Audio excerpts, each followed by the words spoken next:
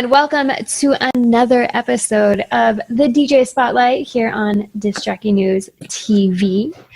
Playing throughout Western Canada under various monarchs since the mid-2000s is actually our guest today. We are chatting with the GOAT, also known as our friend Chris. He's very active in the techno community across Canada. His Flout EP that was released on Substation Recordings caught some serious attention in the industry. And within the last couple of years, he has this multi-talented DJ and producer is doing some huge things. So Chris, thank you so much for joining us today. Thank you for having me. So you're out in Vancouver, right? Yeah, living in Vancouver. We've got a heat wave going on, so yikes. Yes, Joel was telling me about it last week. He's like, I have to turn off the fan so you can hear me, but there might be a glow. Oh yeah, no, I'm going to be in full blaze by the time this is over here, so. Right on. Well, can you tell us a bit about your introduction into the industry up until the present date? Yeah, so I originally grew up playing drums in like punk and hardcore bands in high school and into my 20s and stuff. But at the same time, kind of in parallel, really early on, I was probably like 12, 13 or whatever. I was into MIDI sequencing and, early kind of workstations, the old Korg workstations and stuff. And I had an older friend who kind of showed me the ropes of how to do some MIDI sequencing. So I was interested in that super early on. And I played in bands that kind of melded the two things together, more industrial kind of music, and came into DJing with another friend. And then it was like a kind of an aha moment when we stopped working together. And it was like, you know what I'm doing now is kind of is putting me in a position to kind of go back and find those early inspirations. So I started DJing under the GOAT, and then through the Groundwork listening parties. They came up at like the perfect time for me, and I just got to meet a whole bunch of people in the community. So it was just really great to meet a bunch of people that were maybe not doing the same music style that I was or that I was interested, but had a similar outlook. And when you can nerd out and talk about kick drum patches with people, you found your people, right? So it was I would say the more modern incarnation of the GOAT, and playing shows and writing music and releasing it has literally been the last like 3.5 years, but the last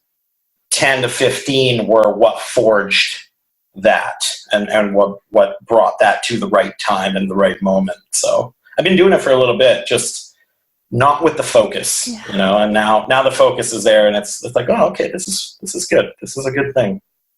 I like that you mentioned that because, you see those overnight successes and it's like, no, that was like 10, 20 years in the making and trying to find your path. Like, who am I as an artist? And then it might change again. Right. And find your style. And like for example, when I was first starting to DJ, my friend that I was DJing with was really into, the kind of glitchy disco and into electro. So that definitely was something that I was into in, the whole blog house time and whatever that was, 07, 08 or whatever. And it's not that I don't like that music. It's just that it was like a time and a place for me.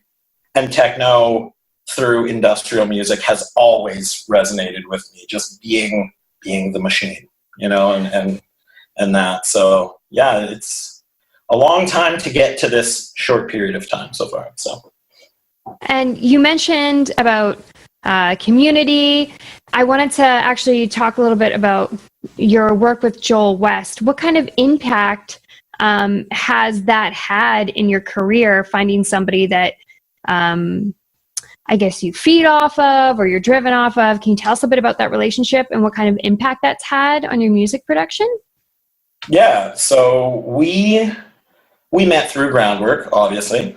And there was a time where there was a booking that was going on, and it was going to be to open for Kevin Saunderson and Dontia Saunderson, right? So I was like, cool. So he gives me a phone call, and he's like, do you want to be a part of this? And I was like, no, I think that sounds like the worst idea of all time. Yes, I would like to be a part of this.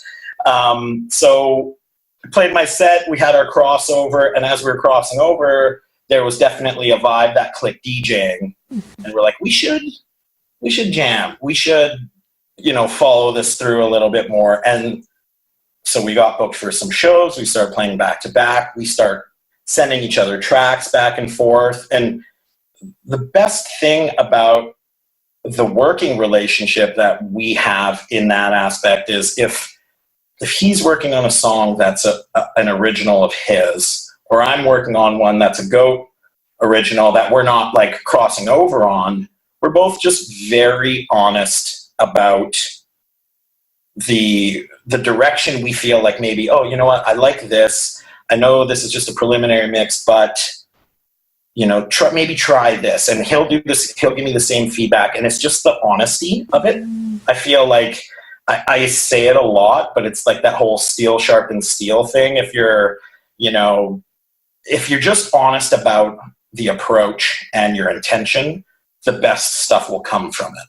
So yeah, we got to playing shows together. Now we work together production wise, and we're putting out an EP. It's going to come out probably within like the next month or two, I guess. So yeah, awesome. I can't wait.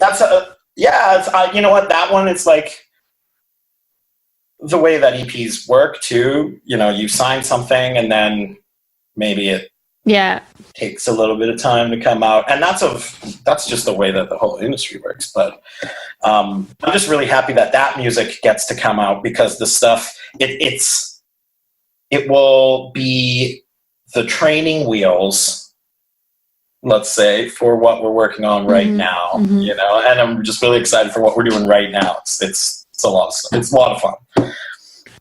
I like it. I love it. I wanted to ask you about your personal opinion about Groundwork, and how you have seen that positively influence the Vancouver scene. Has it brought more people together? Are more releases coming from it? More parties? What do you see coming from it? So Groundwork came from some pretty humble beginnings. The first listening party was at a art space here, and then it moved locations, and now it's been, for the last, I can't even remember how many listening parties it's been at the Anza Club. And it's like, just with the growth of it, they just needed more space and everything. And that right there, when you see just the amount of people attending, it's just like, wow, that's just more ears, more people that do it, more people that are into the scene or whatever. Coming from a production standpoint, like, you've got people that were just bedroom producers that weren't even in the scene. They weren't playing shows. And now those people are getting signed on international labels and playing like Bass Coast and Shambhala and stuff. Like, the growth has been exponential. It's been incredible. Groundwork has done parties, like anniversary parties and all kinds of raids and stuff. It's also spawned things like the Public Disco, which Nick, Colinette, and Seth Parks do.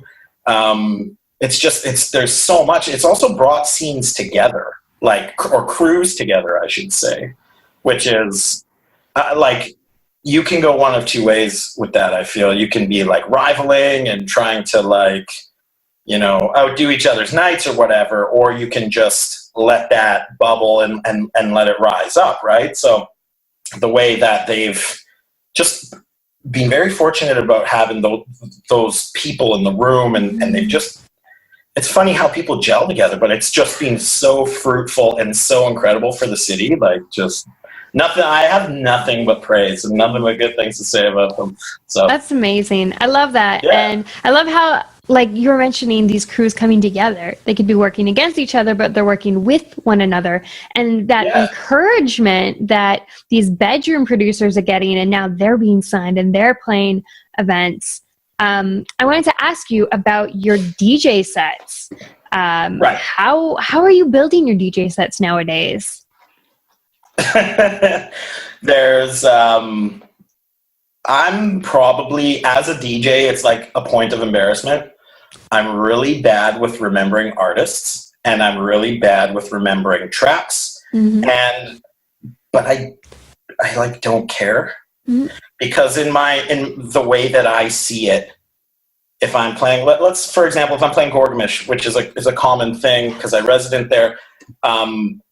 If I'm playing for 3 hours, I just bring enough music, and the songs end up becoming like brushstrokes, and they're more like texture. Do you know what I mean? Like it's not, this is my dub techno, this is my bangers, this is a vibe, this is a feeling. This stuff is a feeling. Maybe all of this will work, but it'll also work in this subfolder. So, and nothing will ever be planned. Yeah. Which is, I feel like there's magic there. There's also the extra magic when you're playing back to back with somebody and nothing's planned and nothing what they're doing is planned. And then I think that's the magic of when Joel and I play together, is we are literally having the best time, having our inside joke to ourselves for an hour and a half, 2 hours, 3 hours. And I feel like that is contagious too to the people there, because it's like they're just as important as we are to all this symbiotic, right? Like it's, so yeah, you ask, how do sets get constructed and this and that? The answer is they don't. Yeah. They just kind of happen. They just, whatever, you know? So I feel like that's the magic of it. That's, to me, that's exciting. I love that you said it's like brush strokes. That's art, right? You don't necessarily know what you're going to paint. You got the paint, yeah. you got your stuff, you're ready to go. I like that. And I like your playlists sound like they're moods. Like they're mood playlists. Like, what is this? That's how I'm going to listen to music for myself. So that's how I'm going to have it interpreted for other people. I have a funny relationship with electronic music that I'm writing. For example,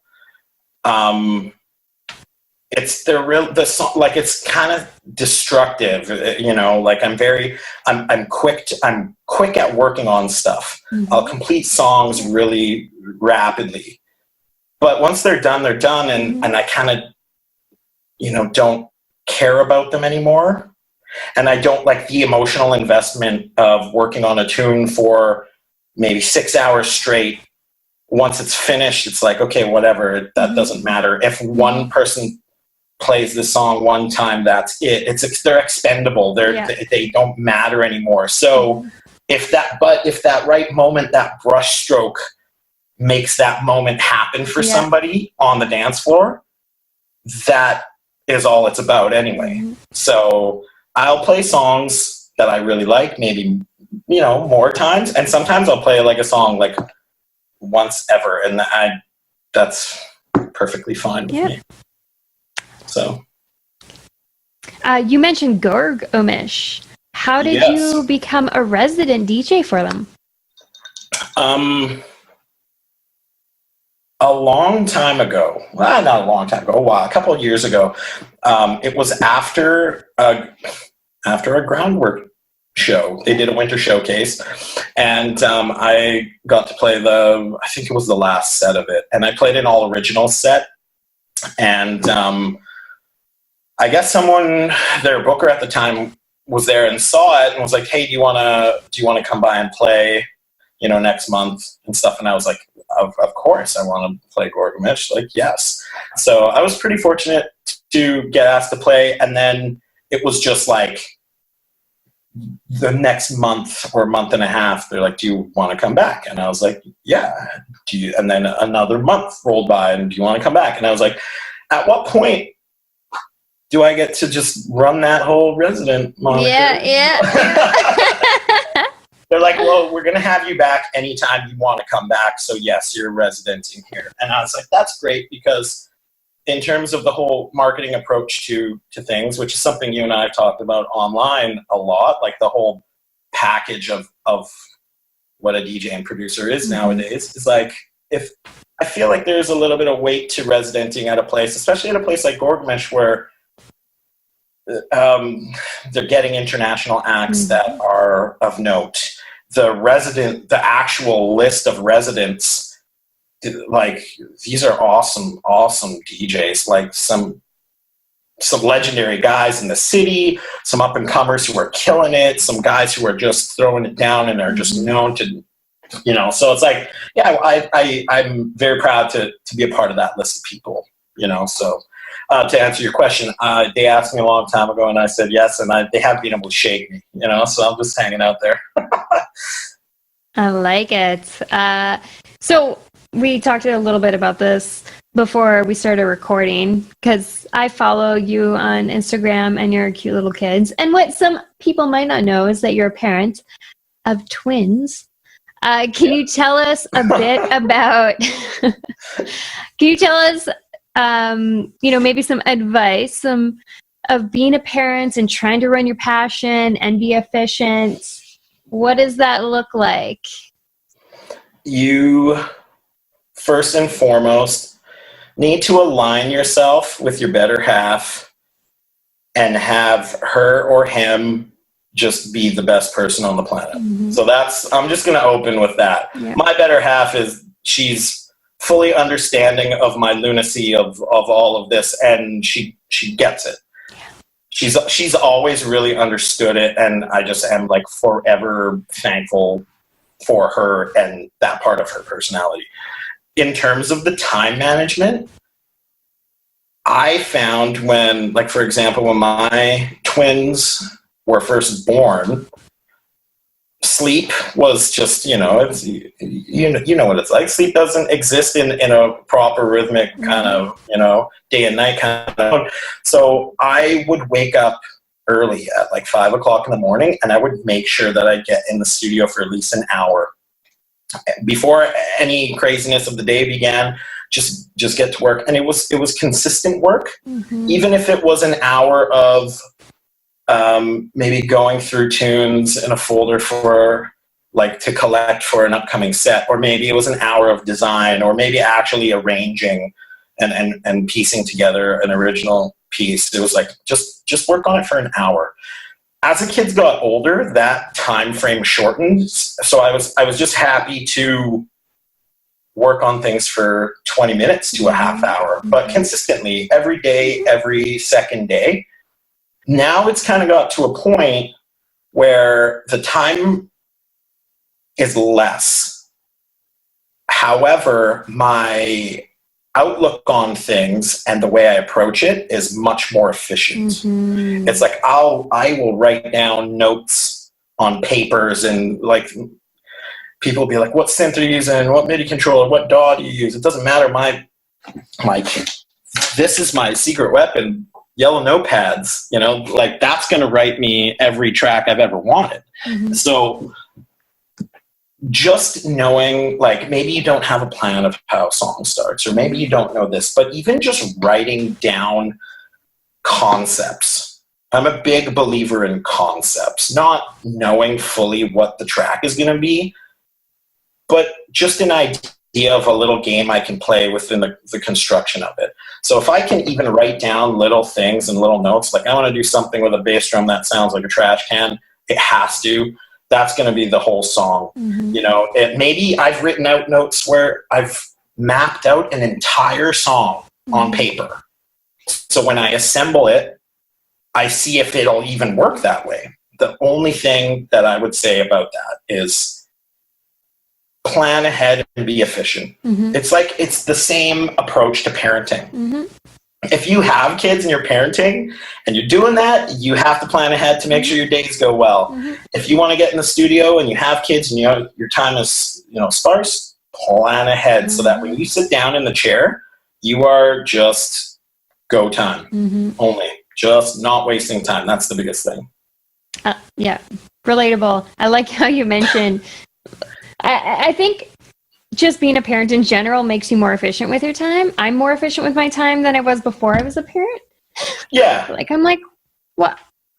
Why did I get nothing done before? Like, now I get stuff done. I often feel the same way, and I run that thought in my head, and I'm like, what was a Saturday like? Oh, a Saturday was lying in bed watching Netflix, and that was it. And then going partying. Like, and now it's kind of like, okay, the kids got to go to their class, and then I got to give them a snack, then they got to nap. And then in that nap, I might get 12 minutes of playing with the loop. Mm-hmm. Oh, wait, they're not napping, so that time is gone. So, like, you have to plan ahead, mm-hmm. so that when you sit down, you're going and you're doing things and you're moving forward. I'm just like a really huge believer in mm-hmm. being prepared for that kind of stuff. So I can appreciate that. To end things off, shifting things more towards like the DJing end of things, mm-hmm. is there a best and worst piece of advice you've gotten in your career that really stand out to you that, maybe you took that bad piece of advice and you're like, oh, maybe I'm not going to just take any old advice that's given to me moving forward? I think like this kind of goes from DJing and producing. Yeah. Like it's a both kind of a blanket statement, but it's like, the best advice you could get is that there's no rules. You can do anything. But hold up. You can't do everything. There actually are, reasons why stuff sounds better to, better quality in production. That like you're not gonna have your low end bus cranking 6 dB above everything just because there's no rules. No one's gonna listen to that. I'm sorry. There's rules. You have to balance your track out. For DJing, there's certain parameters in which you need to be within for your sets to sound not the art side of it, not the cohesiveness of the actual arrangement of music, but of the technical aspect. Like how to run your equipment. There's rules to that. Mm-hmm. There's no such thing as there isn't any rules. I'll tell you when there isn't any rules. When you're doing sound design. When you're doing sound design, you should go into it thinking there's no rules, and that's where that rule applies. When you're mixing a track down, there are rules and there are parameters which you should play within. So it's kind of like that's a double-edged sword right there. It's mm-hmm. the best advice, at the same time it's the worst advice. Mm-hmm. You know what I mean? So. Yeah, so, I mean, just hearing that I guess reminds you that sometimes you just have to make mistakes. You have to just, for sure. See what happens and hopefully you learn from them, or maybe you do it a few more times and then finally learn. Who knows? But if you're not making mistakes, like, are you really trying?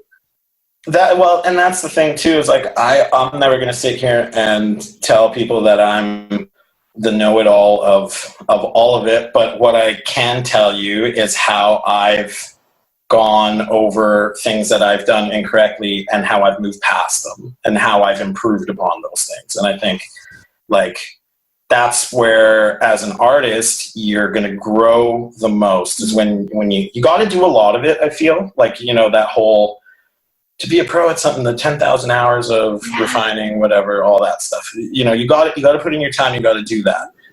But I also think with that time, you got to make a lot of mistakes. And what cripples people the most, in my opinion, is when they are fearful of potential mistakes they can make. Mm-hmm. That will hold them back. Mm-hmm.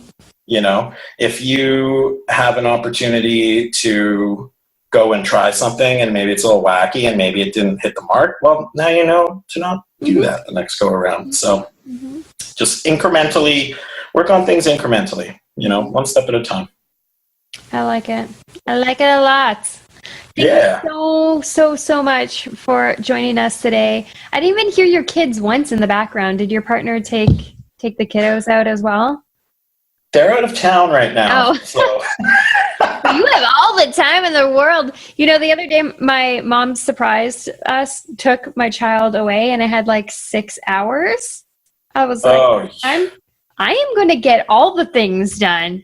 And I did. Yeah, and I have to say, in the last 2.5 weeks that they've been out of town, it's probably been the most, like I've got the most music done that I have in like probably over a calendar year. I just, again, it's about efficiency and being prepared. And I felt like once I get this moment to have all this time, I have to do the best use of it, right? So.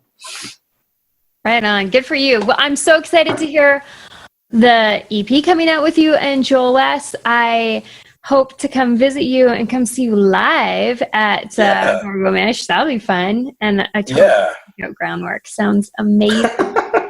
I'm like, we got to get that here. We got to get that here. Yes. Yeah.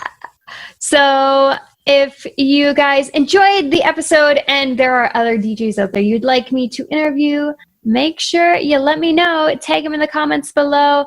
Let us know what you're doing in your career to push boundaries. What kind of mistakes are you making and learning from? And is there anything in this episode today where the GOAT mentioned something that really resonated with you? Let us know in the comments below. Until next time, don't let no one kill your vibe.